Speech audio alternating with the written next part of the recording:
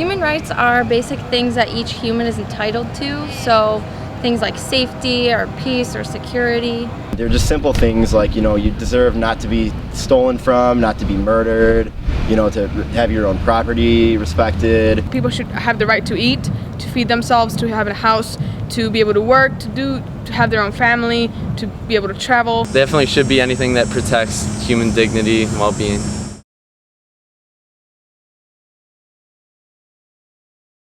I think there are two ways of thinking about human rights. One is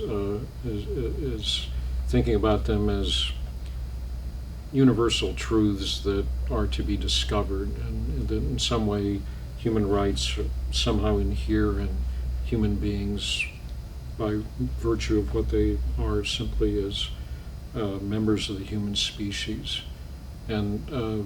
And so what we try to do is then discover what these rights are and then see what obligations they might impose upon us or what claims people might make on their bases. Often people talk about human rights or rights in that sense. But I think there's a different way that might be more true to the way human rights have developed, and this would be to say that the language of human rights is something that has been constructed through processes through which people come to appreciate the commonalities that other people have with them, so that the development of human rights is also the development of a mutual understanding across social boundaries.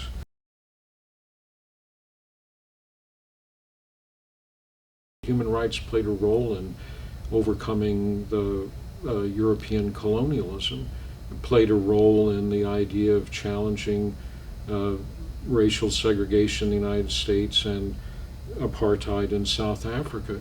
It even played a key role in the Cold War, where both sides used the idea of human rights against the other and therefore put themselves in a position where to some extent they had to observe those rights without being shown to be just crass hypocrites. Now, they remained hypocritical in many ways, but the fact is that under some circumstances these regimes found themselves boxed in by their own need to have recourse to the language and politics of human rights. So I think the key here is the kinds of conflict that take place in which human rights have proven to be an effective way of mobilizing popular power, but also ways in which the contradictory situation of existing institutions has forced them to accept human rights to some degree, even when they don't want to.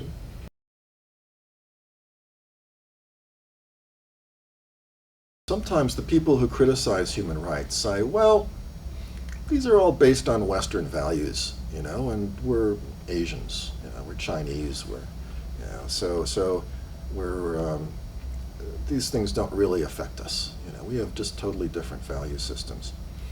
But as I mentioned, there are people who say, but hold on, there are many value systems that actually support human rights. So that's what's interesting to me, that when we discuss human rights, we need to see how they're justified actually in many traditions.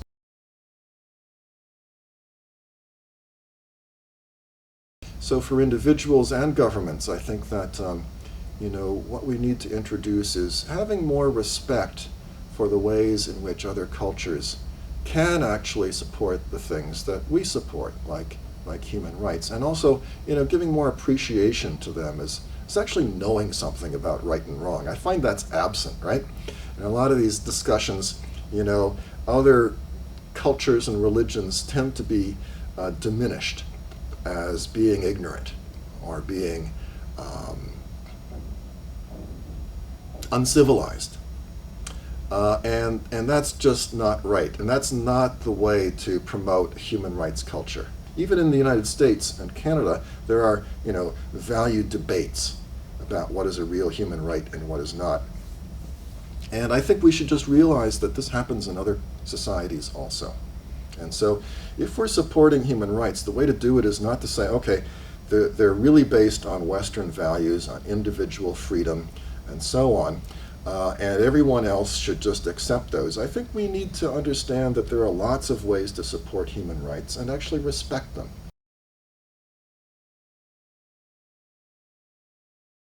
On the one hand, a global ethic is a recognition that there are certain universal shared values across the world. There are certain sort of elements of what human well-being consists in, which we can broadly agree on wherever we're in the world. We may have different views about how human well-being is expressed in different cultural and social contexts, but there are certain basics to human well-being. So a global ethic accepts a broad universal value framework. But I think what's more significant to a global ethic, at least the kind that I'm interested in promoting, is a global ethic is one that stresses that we have obligations across borders. That people living in one country may have obligations to people in other parts of the world. We should be concerned about, for instance, the goods we buy and whether we get fair trade goods or not fair trade goods, if we think of the things we can get that way. But also we should recognize that we have obligations to other people in other parts of the world by giving or supporting appropriate aid programs and so on and so forth.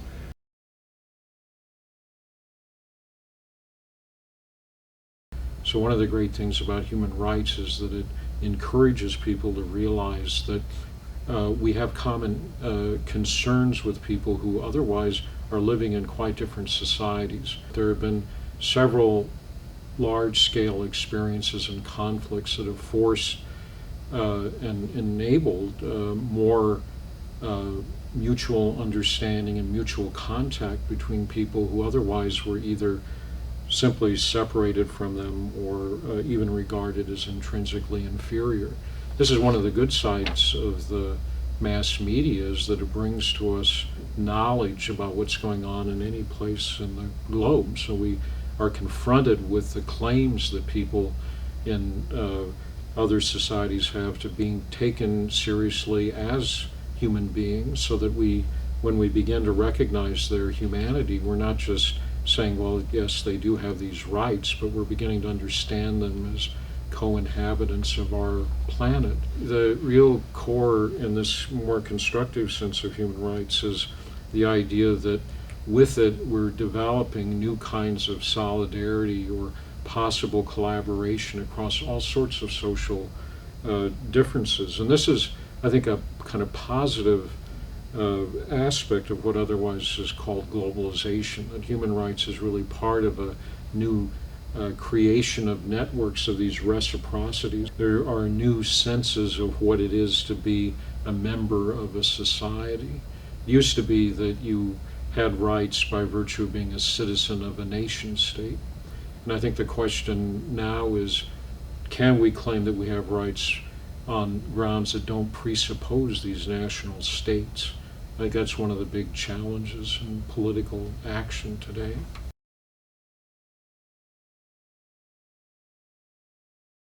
Cosmopolitanism is a kind of fancy word, a foreign word if you like, for the idea of being a global citizen. As I said, cosmopolitanism stresses the two aspects of a global ethic, and it stresses the idea of membership, which helps us give ourselves a psychological identity. What they said is that the first and foremost, the fact about human beings we should recognize is that we're all fellow human beings together, that we belong to some kind of global community. And I think this is what makes cosmopolitanism a particular kind of global ethic, because it doesn't just stress that we have shared values and responsibilities across borders, it stresses that we are members of a global moral community, and that membership idea is quite important. So you have this idea of cosmopolitanism as the idea we're citizens of the universe, but of course the part of the universe we can do anything about is the world. So in practice it's called citizenship of the world, or global citizenship.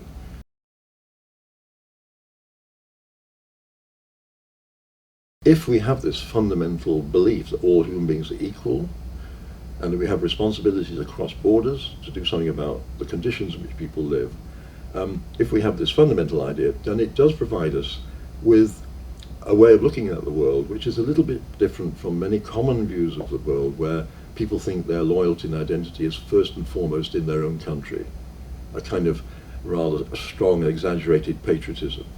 And but having said that, I want to stress that there's nothing in cosmopolitanism as a view that says we shouldn't also have and value a national identity. It's not meant to compete for these other loyalties. We all have them. We all very much value our own family relationships and where we belong and where we're brought up, and we have some value associated with living in our own country.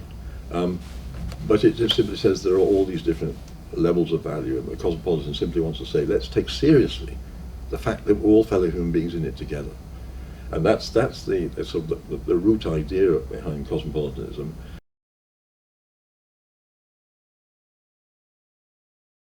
This perspective doesn't just apply to individuals, it applies to institutions of different sizes, it applies to states, it applies to business companies, it applies to NGOs themselves. In other words, if you adopt this perspective, then you are going to say that what governments ought to do in their foreign policy should be much more tuned to the needs of the world and not just tuned to the needs of their own country. Business companies are subject to the same critique. How they behave in the world may actually cause problems. I mean, I know there's a common view that business companies are simply there to make profit. But I think there's an increasing recognition in what's called business ethics that that's not an adequate answer, that business companies have to operate within an ethical framework.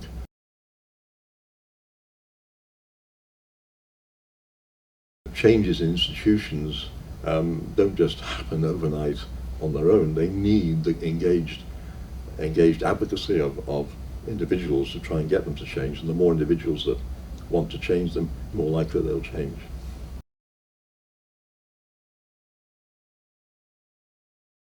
So I think these concepts of human rights and social justice and violence are important for thinking about society, but they're also important as examples of ways that any of us at some point in our life can step back and think about what our world is like and what our role in the world is. And these concepts help us raise questions about the world. It's a nice or special thing about our society is that most people have the opportunity to reflect on their lives and reflect on their societies, but not everyone takes advantage of that opportunity. But if we think about the role of violence, or we think about issues of justice, we can ask about what we think we're doing in relationship to that, and we can also ask whether we think our world is the way that it could be, or if things might be able to be improved in some way. So I think these are helpful concepts for reflecting and thinking about what we're capable of doing, and what kinds of questions we might ask about our world.